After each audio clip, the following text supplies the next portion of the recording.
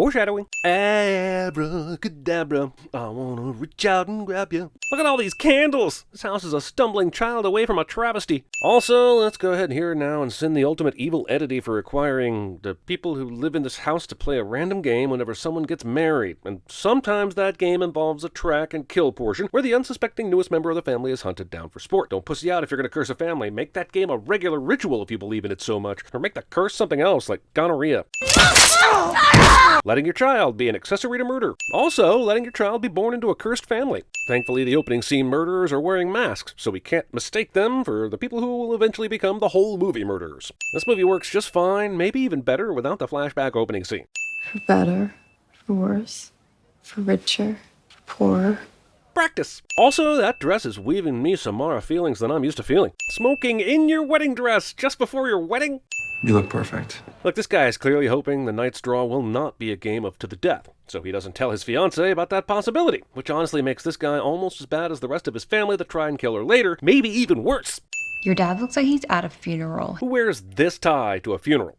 Anyway, who cares what they think? They're horrible people. If you feel this way, why are you keeping their secret? Here comes the groom. Brothers. I'm giving you an out. You, dude, you are not giving her a true out. This might make your conscience feel better, though it shouldn't, but it's not a true out for her unless you tell her the whole truth. This is like having herpes, and right before sex with a person you say, I'm giving you an out, but you don't say that the in is herpes. Whoever trimmed these shrubs along the fountain back here did so while hot, or else they were trying to go for a limp motif. Do you smoke? Oh, no. She can smell your lies, idiot. Jesus, Aunt Helene, can you give us a minute?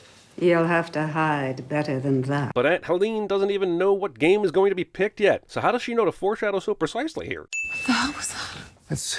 That's my Aunt Helene. Wait, Grace hasn't been introduced to, or at least been told who the woman that's been creepily staring her down all day is? I mean, you marry the man and not the family, but goddamn, there have been enough red flags at this point. The deadly game of hide and seek might be the least surprising thing that happens to her today. If he gets your family to accept me, I will play the out of checkers.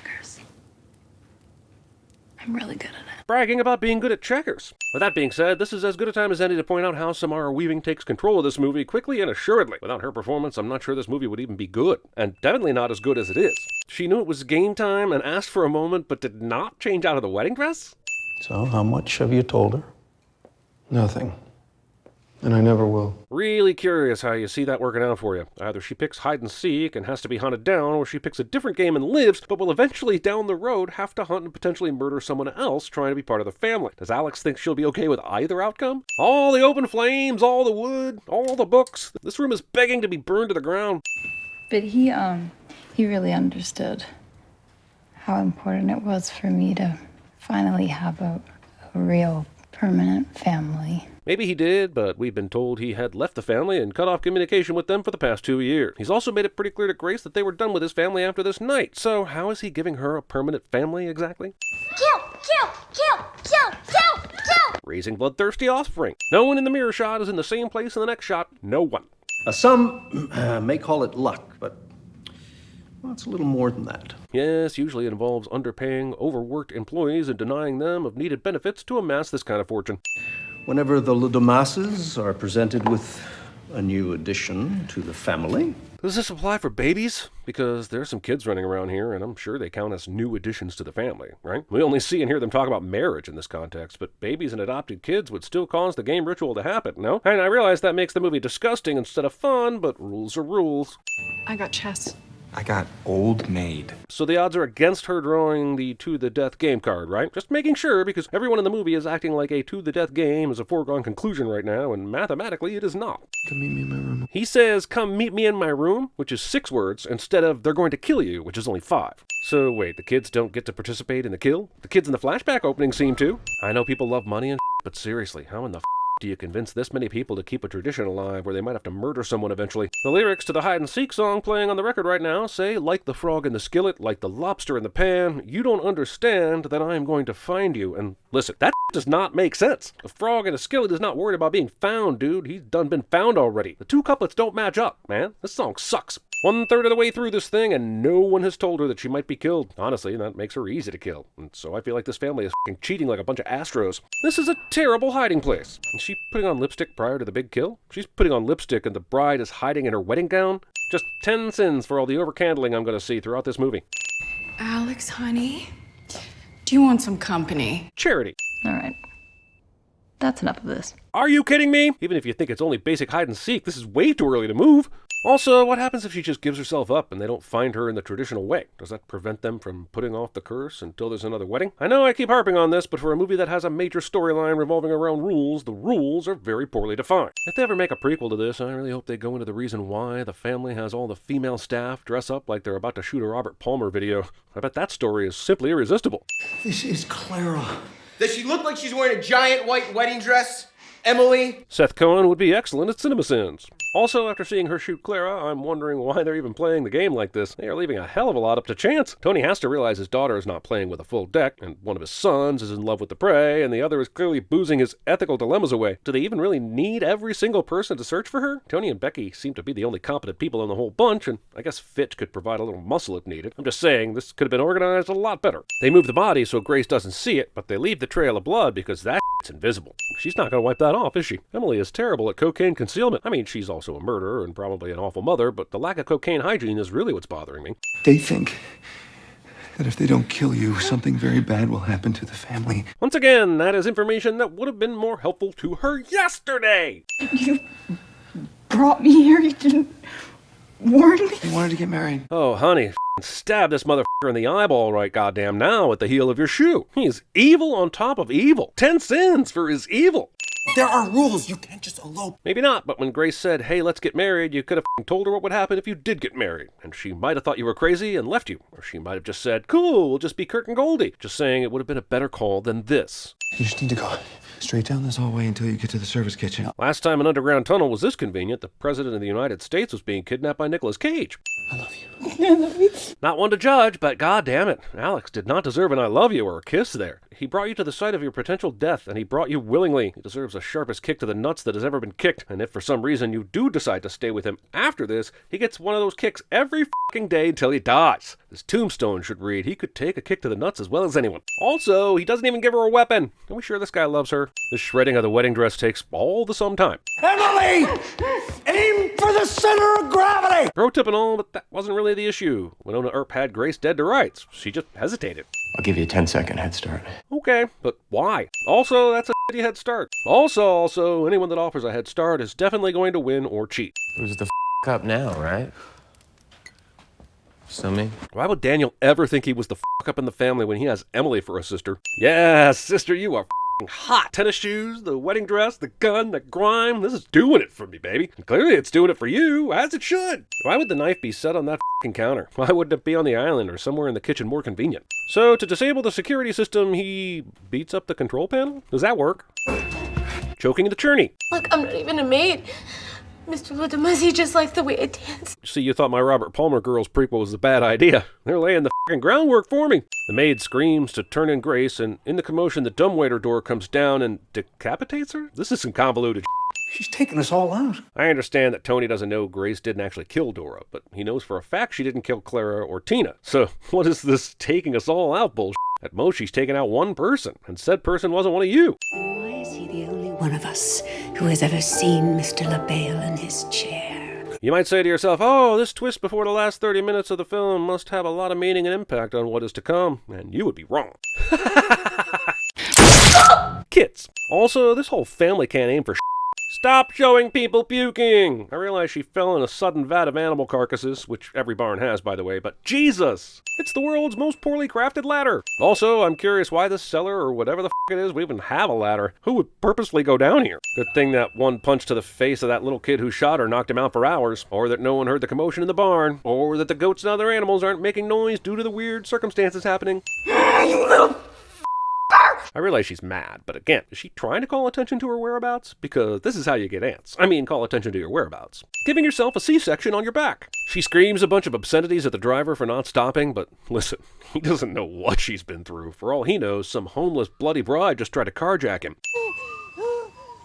Oh, you can hear him whistling over the sound of a car engine? Oh, f yourself, half-burnt face guy. Do you think that this is a fucking game? It literally is. It's hide and seek. It has deadly consequences, but it literally is a game. I think you made your point, sweetheart. Thank you.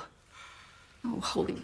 I don't think I've ever loved Annie McDowell more, but every time I see her, I'm still reminded of that f***ing Is It Raining scene from 4 Weddings and a Funeral, and that shit is 100% a sin. Take the maids to the goat pit. Holy shit, Take the Maids to the Goat Pit was the name of my freshman year grunge band, until my dad found out and made us change it to the Fun Seekers. If he's going to saw his way out of this using the links of the handcuffs, I'm going to sin it. In fact, I'm going to sin him for even trying. If he succeeds, it'll be another sin because it'll mean that that bed is made of pine or some other pansy-ass wood. We all deserve to die. My kids don't. Mommy? And cue up the convenient kid is convenient moment. But he can't kill her, and I'm not sure how you can figure out a 100% way to hit someone with a car to just maim. And if you f this up, now she has a car. This is a terrible plan. I want to give Grace credit for strangling this f***ing asshole, but man, that guy didn't even once seem to reach up and try to remove the ribbon of fabric from his neck. It's like he was resigned to dying because he read the script. So the butler is still alive and shoots Grace with a tranq dart, but that guy is indestructible. He should be dead at least twice over. But the movie needs him to survive, so he's basically a Terminator. Hey, you're safe now. I really don't know why movies try to pull this shit on us anymore. We know there's 20 minutes left in the movie. This can only be a dream. It's not scary, surprising, or interesting. Stop f***ing doing this. Butler Dick turns up the radio volume because he likes the song, but it lets Grace do escape without him noticing. And after him being a survival Terminator Robocop dickhead, it's odd that he would make such a rookie mistake. Mr. LaBelle is the reason we have all the nice things we have. Too little, too late. Why didn't you indoctrinate these boys before it was needed? I already sinned this handcuff escape saw bull, but as I told you before, I'm going to sin it again, since it seems this movie is hell-bent on making it a plot point. Since Aunt Helene seemed to be the biggest stickler of them all when it came to traditions, why is she the only one not wearing a hood? And to be fair, she looks like the most likely out of this entire family that would enjoy wearing a hood. They all drink from a cup and chant Latin, and I know how this movie ends, but it's still some generic-ass demon worship. I googled it. They'll weird for a week, but they'll be fine. Weird. You'll weird for a week, but you'll be fine was the original marketing slogan for Dr. Pepper. Daniel, get out of the way. Once again, you can't kill her, and Grace knows this. Maybe they could wound her, but I still don't think that gun holds nearly the same amount of threat that Charity thinks it does. Somehow Adam Brody becomes the Jesus of this movie, and I'm not super comfortable about it. This house has hundreds of unattended burning candles, but throwing this lantern into the curtain ends up being the only fire hazard. In my defense, it's been a while. Maybe you should practice more. Daniel, don't go, I need you, Daniel, don't go! Daniel's death causes Alex to go to the dark side and agree to take part in Grace's sacrifice. While this stupid plot twist doesn't derail the movie completely, it comes a hell of a lot closer than I would like it to. It's so f***ing stupid. Grace goes full Mel Gibson in The Patriot on Annie McDowell, only it's less bloody and also more easily justified. You won't be with me after this, will you? What a f***ing idiot. He stabs down, and then the editors cut this all to hell, and I have no idea what even f***ing happened. Somehow, Grace ends up with the knife. I guess she moved, and the knife hit her shoulder, and that made everyone let go? What the hell? I can't really show you this because YouTube has, I don't know, standards and but all the Ladomases explode in extremely bloody fashion. That's f***ing hilarious and awesome. As stupid as the Alex twist is, the movie more than makes up for it by having the balls to go for it and make the curse real. It is the only ending this movie could have, and everyone involved was smart enough to realize this. 3 cents off! It's unfortunate that Grace will be going away for the rest of her life on multiple counts of first-degree murder.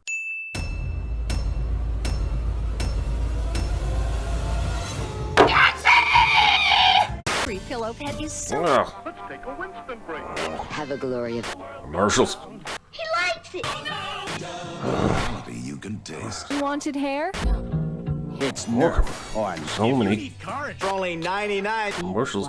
What the hell? No, who cares? God, I want so many freaking commercials. Don't just clean. From basic maneuver, it tastes like a...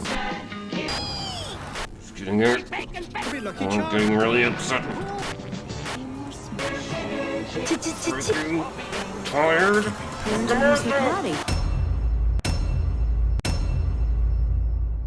Without you, I'm... One of us. Now, when we come to the part where I say you may kiss the bride, you may kiss the bride. But don't stick your tongue in her mouth. Great-grandfather was a merchant seaman. So I just take out the card? We have such sights to show you.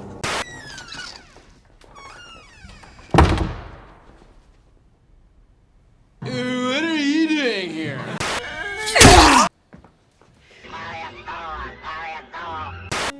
Come out wherever you are.